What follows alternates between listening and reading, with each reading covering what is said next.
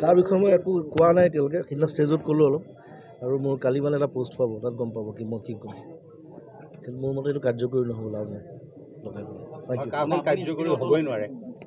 এইটো এটা অদৰকাৰী কাম এটা কৰিছে মোৰ মতে ইলেকশ্যনৰ কাৰণে কৰিছে এনেই হুলস্থুলতাছ ক্ৰিয়েট কৰিছে মানুহৰ মাজত আকৌ আগৰবাৰ দেখিছে কেনেকুৱা আন্দোলন হৈছিলে এইবাৰো সকলোৱে কাৰ্যসূচী লৈছে বেলেগ বেলেগ আমাৰ প্ৰটেষ্টটো তেতিয়াও আছিলে এতিয়াও আছে আমাৰ থাকিব প্ৰটেষ্ট মই সদায় একে কথা কওঁ দুবাৰ আপুনি কেনেদৰে প্ৰতিবাদ কৰিব আমাৰ এতিয়া প্ৰতিবাদ কৰা আজিকালি বেলেগ বেলেগ মানে পদ্ধতি আছে আমি সেইমতে যাম ছ'চিয়েল মিডিয়া আছে নিজৰ কমেণ্টছ আছে ৰাজপথৰটো এতিয়া অকণমান ৰিস্কি হৈ আছে কাৰণ যোৱাবাৰ আমি পাঁচটা সেইটোত ইমান গুৰুত্ব দিয়া নাই এইবাৰ ব্যক্তিগতভাৱে